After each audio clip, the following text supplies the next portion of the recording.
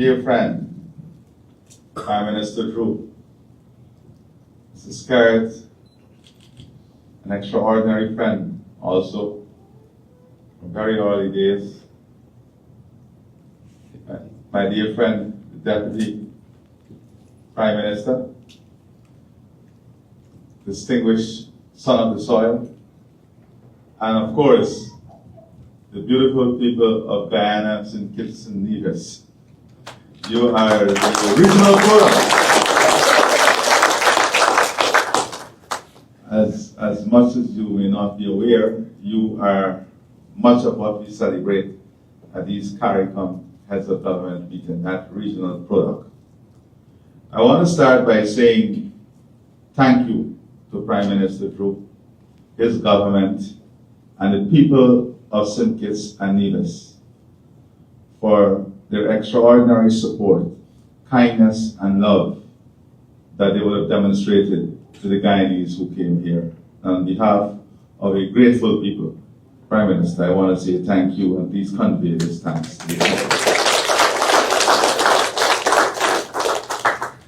I want to also say to you that you have an extraordinary champion in Prime Minister Drew. I did not have to raise anything in relation to the Guyanese community here, and I dare say his position in CARICOM for CARICOM people is progressive. It is from a foundation of love and a foundation of a regional leader. And I think we need to applaud him. You know, many times you and people don't get to see the type of representation that occurs behind the scene. And I can say without a shadow of a doubt that Prime Minister Drew has the interests of the people of St. Kitts and Nevis. But importantly, he considers all of you part of that community, and he has your best interests at heart. And we have decided that the long historic relationship of our two countries must now take deeper roots and greater structure. And because of that decision for our relationship to take deeper root and stronger structure, we have decided that we will have an official development framework grounded in a number of MOUs, identifying a number of priorities that we will pursue together in the interests of the development of our countries and the people of our countries. And you have some specific concerns and some specific asks, and I will get to that.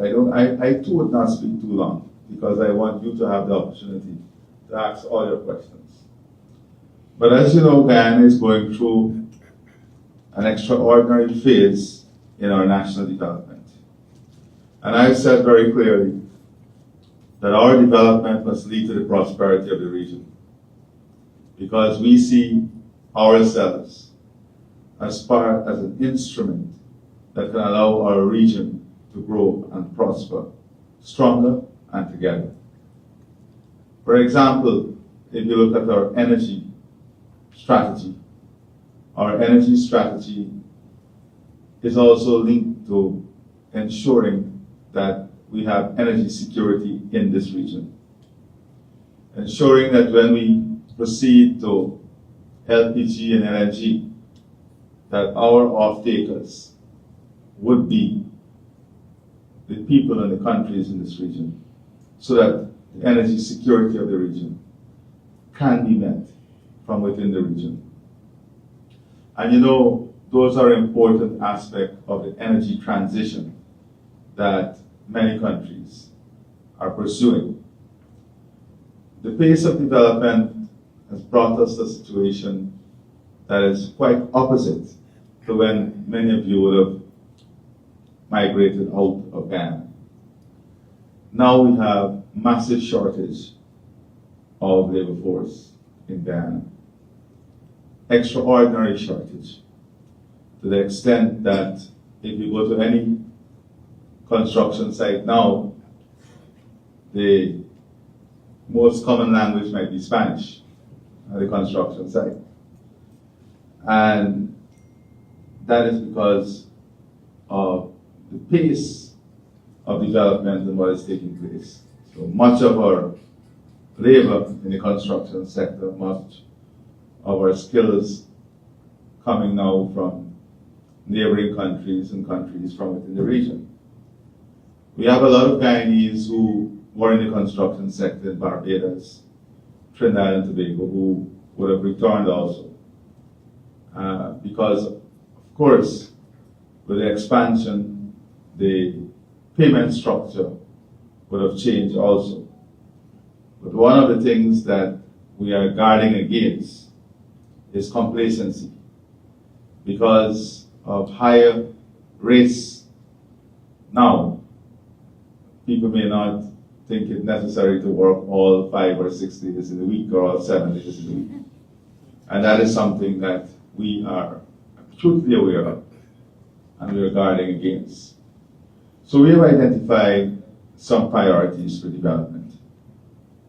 Food security and ensuring that we invest in an agricultural ecosystem that will position Guyana as the main supplier of food across the region, and that is because we have wide expanse of arable lands and, of course, abundant freshwater resource.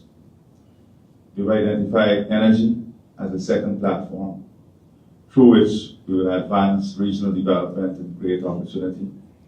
Tourism development is occurring at a rapid pace. We have about 14 new hotels, most of which will be completed and are in the process of completion. Outside of that, we have another 6 requests for hotels. We are building International Stadium, ICC standard, in Berbice. Linden, we have one that is almost completed, and in Anna Regina.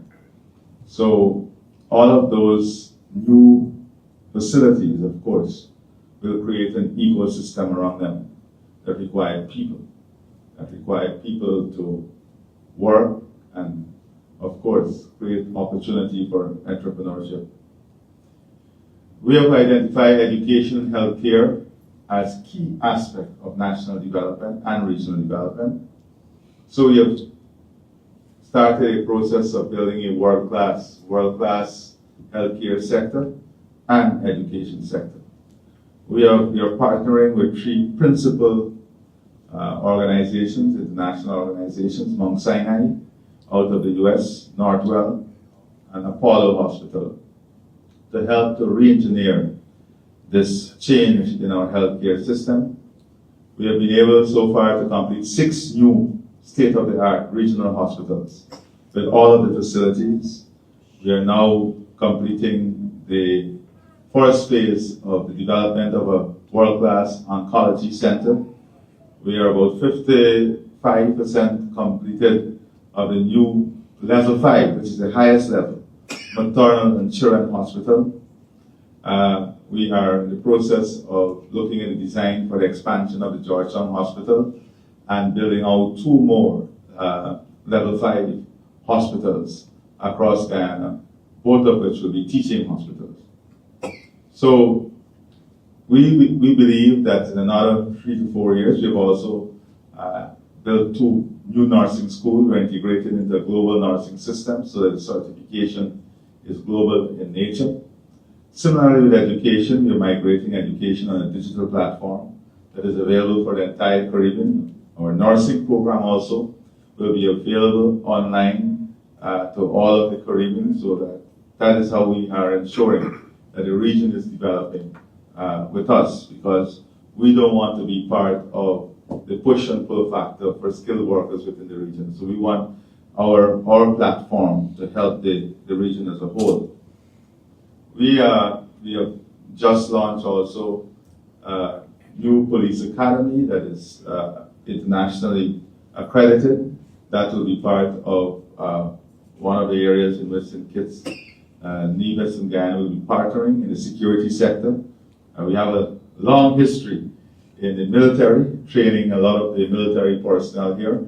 That training will be expanded with more spaces becoming available for military personnel here. We have a master's program in strategic studies that will be available. And of course, the police academy now will create specific seats for citizens of St. Kitts and Nevis.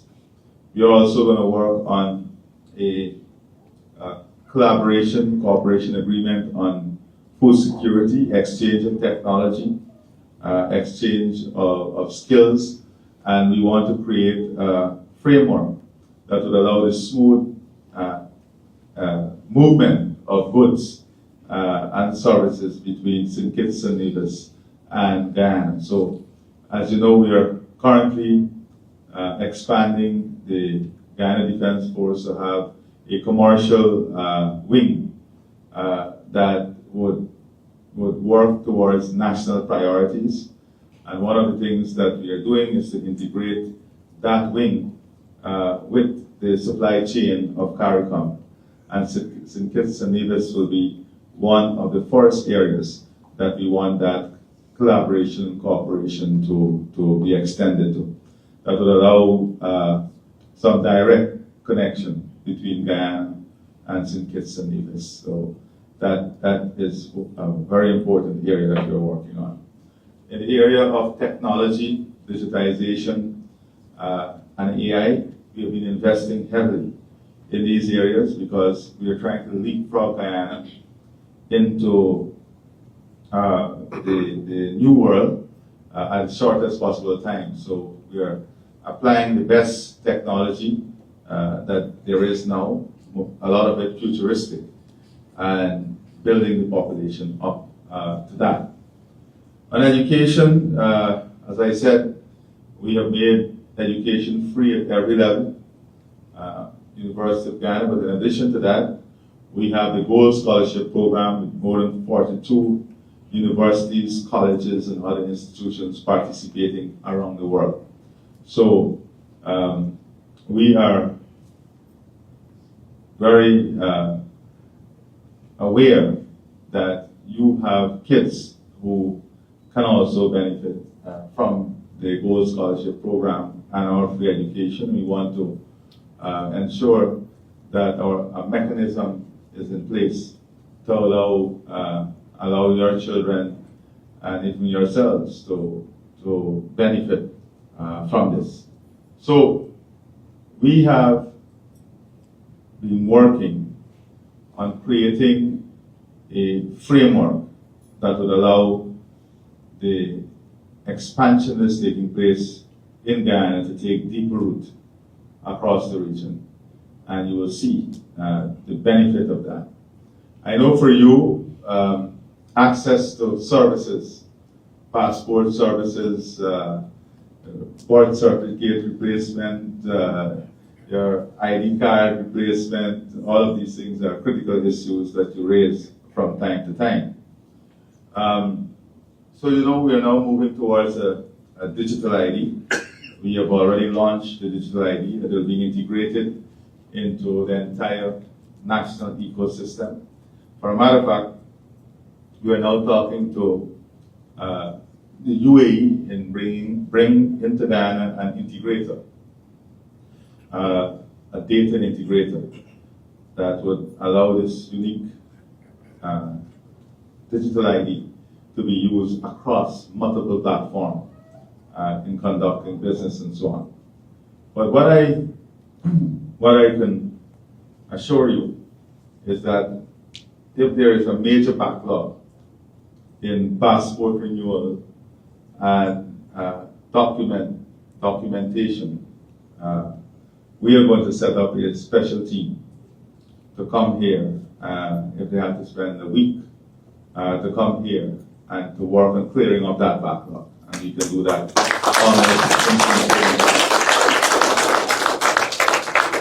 and that will also allow you in the process of St. Kitts and Nevis to have your right documents so that your process here of regularization can also be completed. Many of you also, I know, have difficulties back home in two areas, and I hear this at most diaspora meeting. One is that you might have owned a piece of land in Guyana that has legal challenge now from someone or some family member or some friend who you left in charge of the land.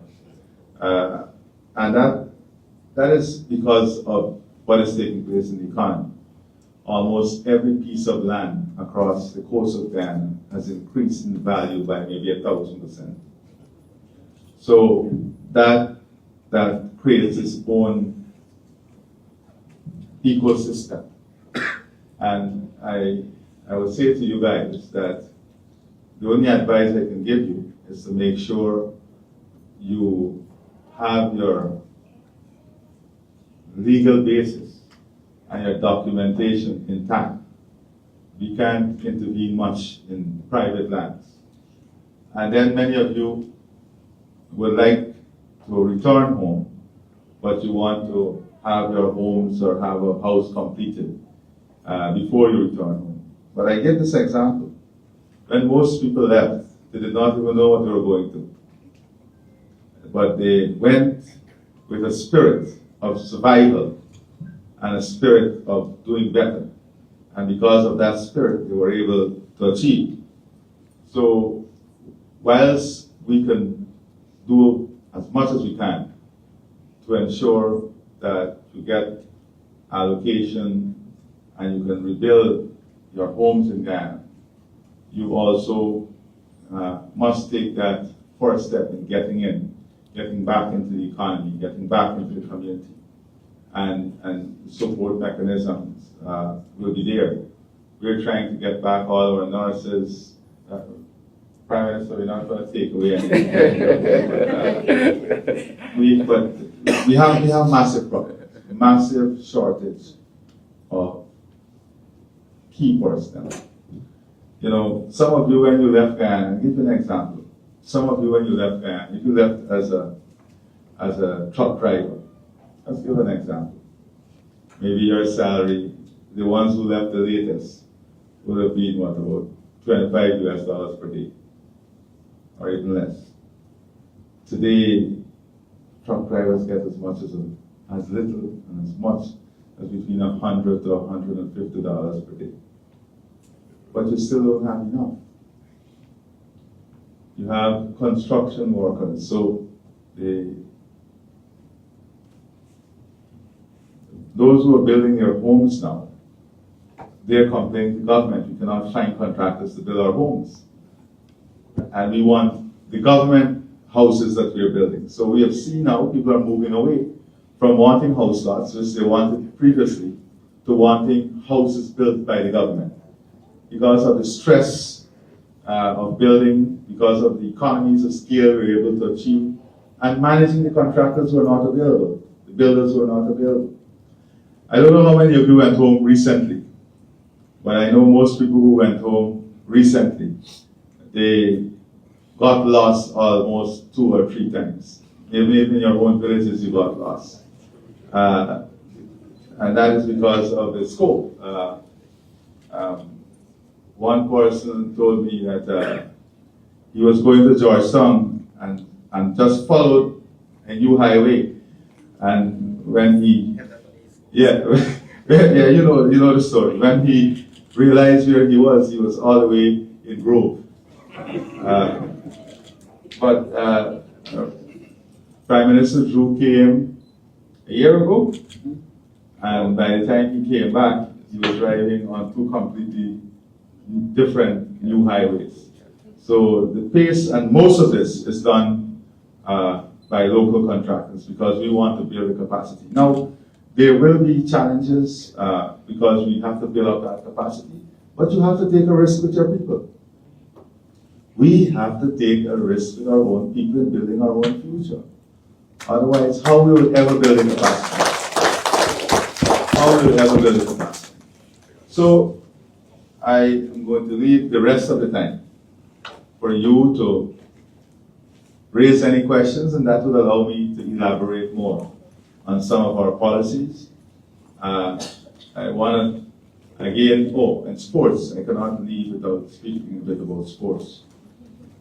We are investing in making Guyana a sporting destination for the world. And it's a deliberate, very deliberate strategy. That is why we are launching a program to rehabilitate all the grounds across the country, to build out a world-class cricket academy, new football stadiums, and we are seeing the improvement in every category of sports. Our boys on the 17 football team almost made it into advancing into the World Cup, but in the final hurdle with Honduras, they held strong up to the halftime, and then